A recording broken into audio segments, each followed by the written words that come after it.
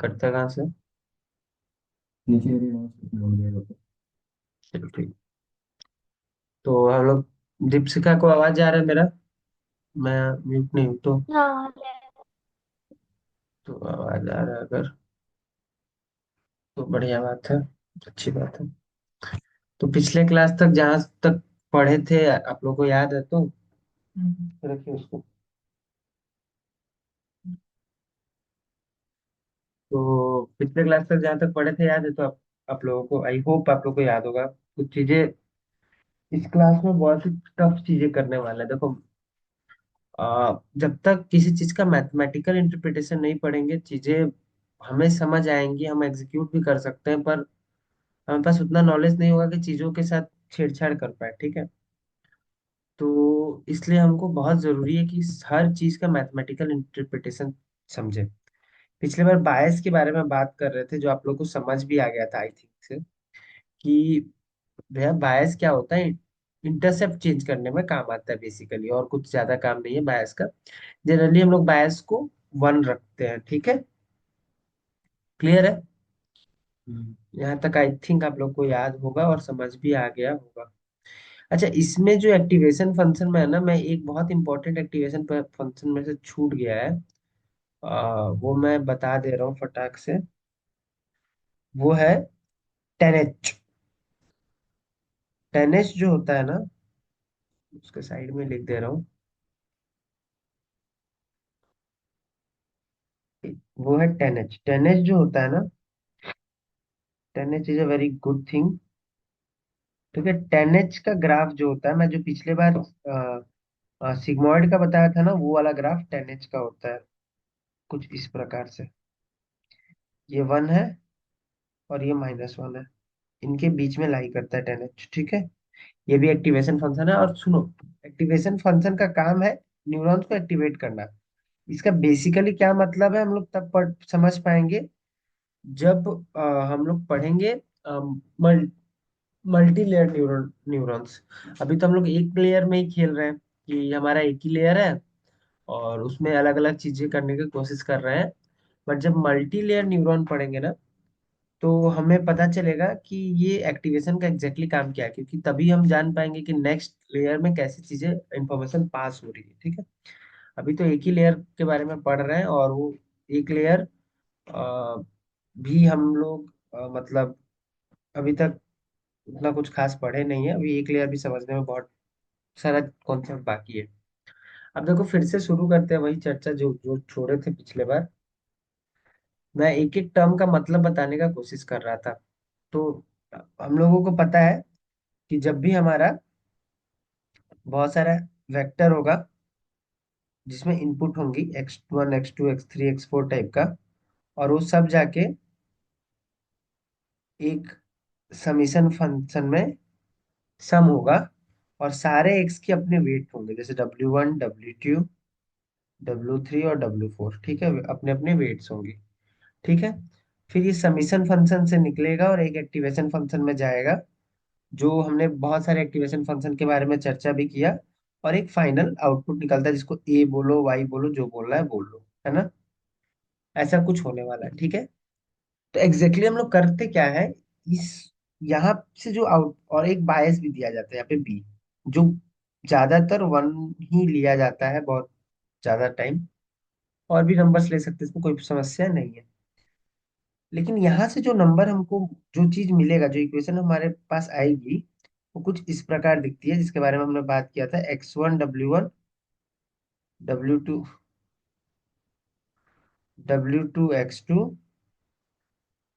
Plus W3 x3, और ऐसे कुछ आता है ना? ऐसे ही कुछ आता है। ये कुछ बन के हमारे पास सामने आ जाता है, ठीक है? अब सवाल ये है, इसको हम लोग बोलते हैं क्या है, हम लोग इसको वेटेड सम बोलते हैं। वेटेड सम मतलब वेट से इनपुट को मल्टीप्लाई करके फिर हमने सम कर दिया है, तो इसको हम लोग बोलते हैं वेटेड सम। इसका नाम है वेटेड सम, ठीक है? बट इसका सिग्निफिकेंस क्या है, इसका इंपॉर्टेंस क्या है, क्यों ये बहुत जरूरी है? यही क्यों, कुछ और क्यों नहीं? तो अगर आप लोगों को पता हो, मैं बहुत हद तक इस विषय में बात करने का कोशिश कर रहा था, कि जो इनपुट जो होता है ना वो एक वेक्टर होता है। मतलब इनपुट इमेजेस आएंगी। इमेजेस क्या होती है? इमेजेस में हम लोग के पास डिफरेंट डिफरेंट वैल्यूज होंगी इमेजेस में। जैसे कि एक इमेज है, उसमें अलग अलग तीन आरजीबी होगा, और सारे आरजीबी में जीरो वंस होंगे, जिससे वो पूरा इमेज बनेगा, ठीक है। लेकिन उसको हम लोग क्या करते हैं, फ्लैटन करते हैं और इनपुट के तौर पे देते हैं। तो जब फ्लैटन करते हैं तो हमको ऐसा कुछ मैट्रिक्स मिलता है जिसको हम वेक्टर भी बोलते हैं। क्लियर है? अगर मैं आप लोग को बता पा रहा हूँ तो कुछ ये वेक्टर कुछ ऐसा दिखेगा, है ना? ऐसा कुछ दिखेगा, पता नहीं बहुत बड़ा होगा, बट फॉर एन इंस्टेंस ऐसा दिखेगा, जिसको हम लोग एक्स से डिनोट करते हैं। ये वाला x1 है, पहला वाला। दूसरा वाला x2 है, तीसरा वाला x3 है, और चौथा वाला x4 है। ऐसे ही कुछ हो रहा है, ऐसे ही कुछ है ना? तो ऐसा कुछ हो रहा है। हाँ, रिकॉर्डिंग ऑन है यहाँ पे ना। ठीक है, क्लियर है? इसके साथ साथ हमारे पास एक वेट भी था, हमने वेट के बारे में बात किया था। तो वेट का मैट्रिक्स कुछ ऐसा दिखेगा: वेट 1, वेट 2, वेट 3 और वेट 4, है ना? ऐसा कुछ दिखेगा। वेट भी एक नंबर है, कुछ भी नंबर हो सकता है, कोई प्रॉब्लम नहीं है। हम लोग जब इसको ऐसे लिख रहे हैं ना, W1 x1 plus W2 x2 plus dot dot dot dot dot, हम जाने अनजाने में काम कर रहे हैं। वो काम क्या है जानते हो? हम लोग ना दो वेक्टर्स का, अगर इसको वेक्टर के तौर पर कंसीडर करूं, तो ये क्या वेक्टर के तौर पे दिखेगा? कैसे दिखेगा? ऐसे दिखेगा: x1 i cap plus x2 j cap plus x3 k cap. ऐसा कुछ दिखेगा क्या? Plus x4 w cap. ऐसा कुछ दिखेगा क्या? चार डायमेंशन का एक वेक्टर दिखेगा क्या ये वाला? अगर वेक्टर की तरह ट्रीट करूं इसको, तो इसको अगर मैं वेक्टर की तरह ट्रीट करने जाऊं, तो एक चार डायमेंशन का वेक्टर है। वैसे ही ये भी एक चार डायमेंशन का वेक्टर है ना? लेकिन अगर तुम लोग ध्यान से देखो एक बात, तो हम लोग क्या कर रहे हैं, ये चार डायमेंशन का वेक्टर और दूसरे चार डायमेंशन का वेक्टर, दोनों को हम लोग क्या कर रहे हैं, डॉट प्रोडक्ट कर रहे हैं। वेक्टर्स में दो टाइप के प्रोडक्ट होते हैं: क्रॉस प्रोडक्ट, एक डॉट प्रोडक्ट। तुम लोग को याद हो तो डॉट प्रोडक्ट में क्या होता है, आई कैप वाले के साथ प्रोडक्ट हो जाता है, प्लस जे कैप वाले के साथ, और के कैप वाले। तो हम लोग क्या कर रहे हैं, इन दोनों वेक्टर्स का डॉट प्रोडक्ट कर रहे हैं। समझ में आ रहा है दीपशिका? हाँ। डॉट प्रोडक्ट कर रहे हैं। और डॉट प्रोडक्ट का मीनिंग होता था, डॉट प्रोडक्ट जब भी हमको पढ़ाया जाता था तो एक तो ज्योमेट्रिकल इंटरप्रिटेशन पढ़ाया गया होगा आप लोग के स्कूल में। वो क्या होता था डॉट प्रोडक्ट का ज्योमेट्रिकल इंटरप्रिटेशन, अगर आप लोग को याद हो, तो मान लो अगर मैं ये इस वाले पॉइंट को डब्ल्यू मानूं, है ना? और 4D 4D प्लेन में है, ठीक है। इस वाले पॉइंट को अगर मैं डब्ल्यू मानूं, और एक एक्स मान लो इसको, है ना? तो डॉट प्रोडक्ट क्या देता है? ये एक वेक्टर है डब्ल्यू वेक्टर, और ये वेक्टर है एक्स वेक्टर। डॉट प्रोडक्ट क्या देता है? ऑब्वियसली प्रोजेक्शन देता है। अगर आप लोग को याद हो, डॉट प्रोडक्ट क्या देता है? मतलब अगर मैं W.x कर रहा हूं, या x.w कर रहा हूं, तो ये क्या देगा? x पे w का प्रोजेक्शन क्या देगा? ये जो है ना, ये हम लोग ऐसे बनाते थे, और ये वाला जो पार्ट है, अ, ये वाला जो पार्ट है, ये वाला, ये देता था। समझ पा रहे हो क्या बोल रहा हूँ? है ना? तो हम लोग एग्जैक्टली जब भी किसी भी न्यूरल नेटवर्क में वेटेड सम करते हैं, तो हम प्रोजेक्शन निकालते हैं w का x पे, या x का w पे। समझ पा रहे हो? अच्छा, अगर तुम लोग को याद हो, तो मेन यूज जो होता था ना डॉट प्रोडक्ट का, वो क्या करने में यूज होता था जानते हो? डिस्टेंस पता करने में, है ना? हम लोग का एक फॉर्मूला था कि दो वेक्टर ए और बी के बीच का डिस्टेंस पता करना है ना, तो मॉड ऑफ ए वेक्टर निकालो mod of A dot B निकालो और mod of A vector by mod of B vector करो तो कॉस थीटा देगा। थीटा से हम लोग को क्या मिलता था, उसका डिफरेंस, दूरी क्या है, दूरी क्या है। तो ये सारी चीजों में इस्तेमाल किया जाता है कॉस प्रोडक्ट। तो एग्जैक्टली हम लोग यहाँ पे सर डॉट प्रोडक्ट, तो एग्जैक्टली हम लोग क्या कर रहे हैं यहाँ पे, डॉट प्रोडक्ट ही कर रहे हैं। ये बात हमको ध्यान रखना है। ये x1, x और w जो है दोनों दो वेक्टर्स हैं, उनका डॉट प्रोडक्ट किया जा रहा है ताकि हमको उसका प्रोजेक्शन मिल पाए। ठीक है, क्लियर है यहाँ तक? कोई प्रॉब्लम, कोई डाउट? दीपशिका समझ आया क्या बोला मैं? थोड़ा थोड़ा मैथमेटिक्स में जा रहे हैं अभी, और जाएंगे थोड़ा थोड़ा धीरे धीरे। सो गई हो क्या? हेलो?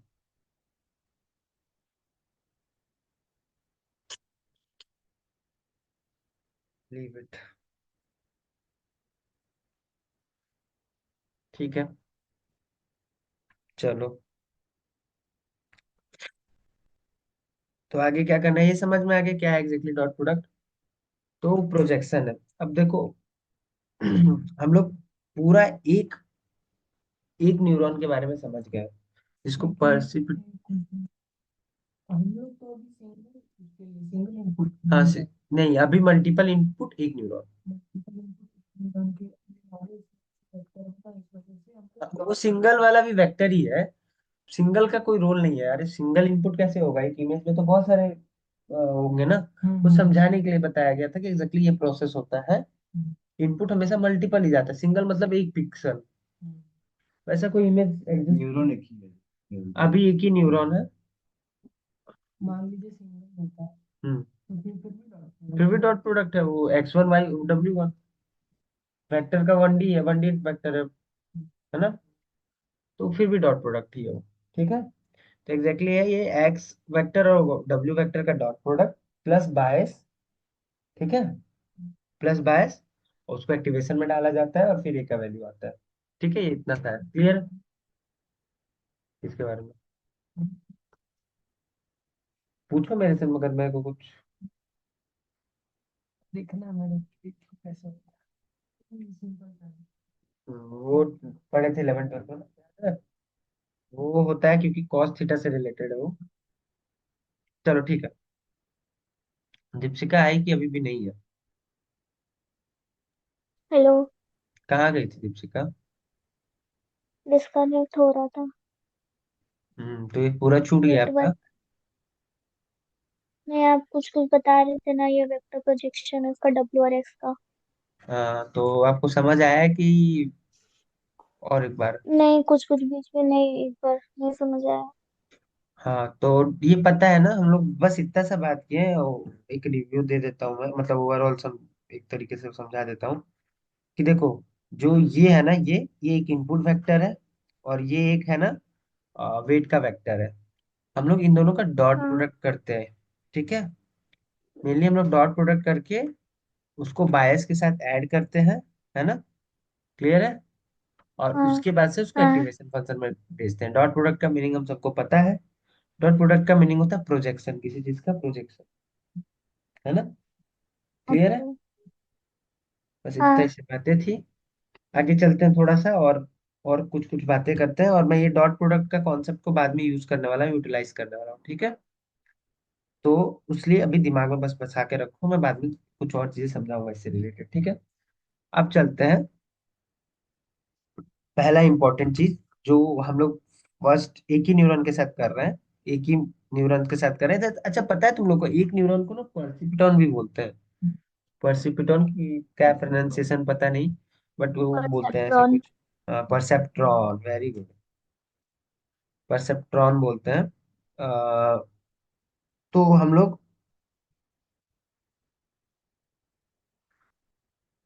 उसके फंक्शनिंग को देखेंगे थोड़ा सा, और इसमें हम लोग बहुत सारे मेथड पढ़ेंगे एरर निकालने का, बैक प्रोपगेशन वगैरह का। और बैक प्रोपगेशन थोड़ा टफ होता है समझना, क्योंकि मैथमेटिक्स बहुत ज्यादा है, डिफरेंशियल कैलकुलस है उसमें। नहीं, डिफरेंशिएशन है। ठीक है, पार्शियल डिफरेंशिएशन है। तो इस वजह से थोड़ा टफ होता है समझना। बट क्योंकि हम लोग मैथमेटिक्स करने वाले हैं, और आप लोग को थोड़ा सा ज्यादा फोकस्ड रहना होगा, लेकिन हाँ। ये जो था X one X into W plus B जो है तो सिंपल लाइन का फॉर्मूला है ना। हाँ, लाइन का फॉर्मूला है, तो वो भी वही लाइन ही है, लाइन ही है। अच्छा सुनो, अच्छा सुनो, एक बात बताता हूँ। देखो, मान लो मेरा ये एक आ, ये एक मिनट में बीच में लेके जा रहा हूँ। ये एक आ, म- अरे, मान लो ये एक मेरा कार्टेशियन प्लेन है, ठीक है। कार्टेशियन प्लेन है तो एक एक्स एक्सिस होगा, एक वाई एक्सिस होगा, ये वाई है, ये एक्स है, ठीक है। क्लियर है। अगर मैं बोला कि एक क्लासिफायर बनाओ जो दो डेटा वैल्यूज को क्लासिफाई करे, पहला डेटा वैल्यू का नाम मैं एक्स दे दिया और दूसरे डेटा वैल्यू का नाम एक्स टेस्ट दे दिया। एक डेटा वैल्यू इधर है और दूसरा डेटा वैल्यू कहीं इधर है, ठीक है। दो डेटा वैल्यू हमारे पास, ठीक है। तो एक काम करते हैं, इसको छोटा एक्स दे देते हैं क्योंकि ये कन्वेंशन नहीं है। ये एक्स है और ये एक्स टेस्ट है, ठीक है। ये वाला पॉइंट एक्स टेस्ट है और ये वाला पॉइंट एक्स है, और ये क्लासिफाई करता है, ठीक बात है। तो क्या ये इक्वेशन, अगर मैं, क्या ये इक्वेशन अगर मैं ट्रेन किया हूं और हम लोग बात कर रहे हैं पुराने अपने थ्योरी के हिसाब से, तो ये इक्वेशन डब्ल्यूज की वजह से आया होगा, डब्ल्यू एक्स की वजह से आया होगा ना, डब्ल्यू एक्स प्लस बी। पर बी तो यहाँ पे जीरो है क्योंकि ये सेंटर से पास कर रहा है, तो डब्ल्यू की वजह से आया है। जो भी है ये डब्ल्यू की वजह से ही है, जैसा भी है वो डब्ल्यू की वजह से ही है।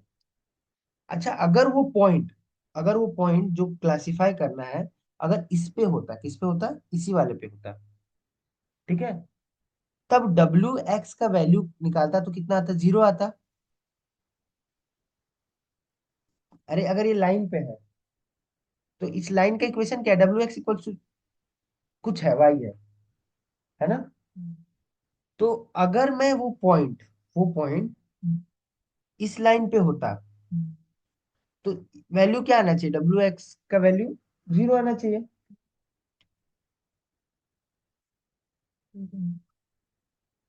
देखो, अच्छा चलो ऐसे चलता है, डब्ल्यू एक्स माइनस वाई का वैल्यू तो जीरो आना चाहिए ना, आना चाहिए, ठीक है। नहीं, एक्स इक्वल्स टू वाई हो जरूरी नहीं है, equation X equals to Y का हो जरूरी नहीं है, पर इसका वैल्यू तो जीरो आना चाहिए। क्लियर है। लेकिन जैसे इस पोर्शन में पहुंचेंगे, इस पोर्शन में, तो क्या, या तो यहाँ पे W X plus minus Y greater than zero होगा या तो स्मॉलर देन जीरो होगा, इक्वल तो नहीं होगा, या तो ग्रेटर होगा या तो स्मॉलर होगा। अब हम लोग करने क्या वाले हैं कि अगर ग्रेटर है तो इस तरफ है पॉइंट रह रहा है, अगर स्मॉलर है तो इस तरफ रह रहा है, ठीक है। ये एक बेसिक क्लासिफायर है ना, क्लासिफायर ये। क्लियर है। ऐसे क्लासिफायर बनता है जिसको लीनियर रिग्रेशन भी आप लोग बोलते हो ना, तो ये क्लासिफायर है, ठीक बात है। वो डिपेंड करता है, वो मैं नहीं उस पर पढ़ ही नहीं रहा हूँ। एक तरफ होगा, एक तरफ नेगेटिव एक तरफ पॉजिटिव हो सकता है, ठीक है। लेकिन अगर मैं उसी समय बोलूं कि ये लाइन नहीं एक प्लेन है, कितना डायमेंशन का है, मैं बोलूँ 7 डायमेंशन का, प्लेन भी नहीं है, 7 डायमेंशन में तो प्लेन नहीं हो सकता, कुछ है जो 7 डायमेंशन का है, ठीक है। अगर ये 7 डायमेंशन का कुछ है, तो क्या ये डब्ल्यू नाव के डब्ल्यू का वेक्टर हो जाएगा, हो जाएगा। और ये एक्स इनपुट ना हो के एक्स इनपुट का वेक्टर हो जाएगा। और तब हम क्या करेंगे, तब डॉट प्रोडक्ट करते हैं, समझ आया। क्योंकि इंडिविजुअल प्रोडक्ट करोगे ना, वही तो कर रहे थे, उसी को डॉट, मैं बता रहा हूँ कि उसको डॉट प्रोडक्ट भी बोला जा सकता है, समझ आ रहा है, क्लियर है। तो ये सब बेकार चीज है, मतलब बेकार तो नहीं है बट ये तो सब हम यूनिट वैल्यू निकालने के लिए कर रहे हैं। क्या। तो यूनिट वैल्यूज निकालने के लिए डॉट प्रोडक्ट कर रहे हैं। हम्म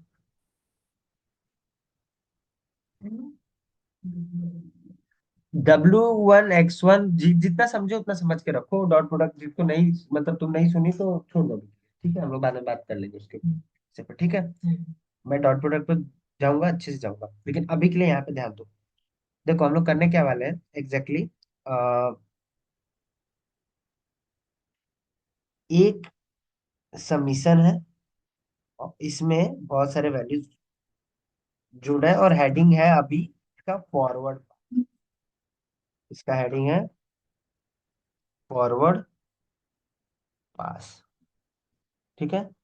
इसमें बहुत सारे इनपुट है, X1 X2 X3 X4, और सभी उसका वेट होगा Y1 Y2 Y3 and Y4, ठीक बात है।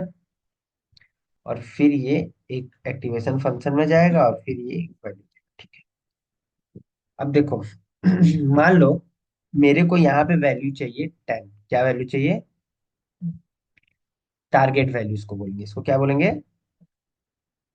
ठीक है। पहली बार के लिए W जो है हम लोग रेंडमली असाइन करते हैं, ठीक है, रेंडमली असाइन किए। इनपुट हमारे पास कोई इमेज है, उससे X1 X2 X3 X4 आ रहा है, बाकी सब चीज हो रहा है।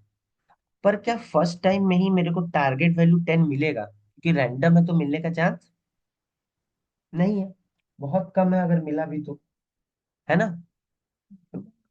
W1 W2 W3 W4 random बोला ना, तो क्या ऐसा हो जाएगा कि W1 × X1 plus W2 × X2 plus W3 × X3 plus W4 × X4 अचानक से सबमिशन होगा, बायस भी ऐड होगा, और फिर एक्टिवेशन फंक्शन में जाएगा और जो मेरे को चाहिए वो मिल जाएगा, ऐसा हो सकता है क्या, चांसेस कम है।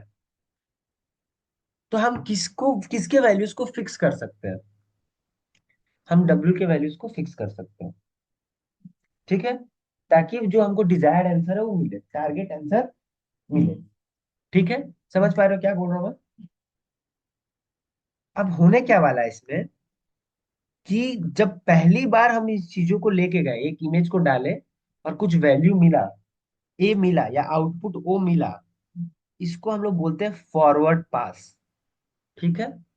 उसको क्या बोलेंगे, फर्स्ट टाइम जब हम लोग गए आगे उसको क्या बोलेंगे, फॉरवर्ड पास। उसके बाद से फर्स्ट टाइम के रिजल्ट के अनुसार हम लोग अपने डब्ल्यूज को एडिट करेंगे, उसको बोलते हैं बैक प्रोपागेशन।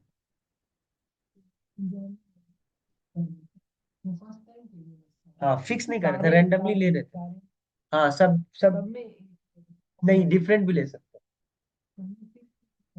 मैं ऐसे ही तुमको बताया था उस समय कि फिक्स कर देते हैं अभी के लिए, लेकिन वो रैंडम ही होता है, अलग अलग रहता है ना। मैं उस समय बोला भी था कि W1 W2 W3 W4 अलग अलग होगा, ठीक है। तो हमारे जो चारों W है, चारों वो डिफरेंट डिफरेंट है, रैंडम अभी के लिए, पहले पहले पास के लिए वो गए और कुछ वैल्यू दिए, वो हमारा डिजायर्ड आंसर तो नहीं होना चाहिए, अगर हो गया तो बहुत अच्छा, वही W है, लेकिन नहीं होना चाहिए।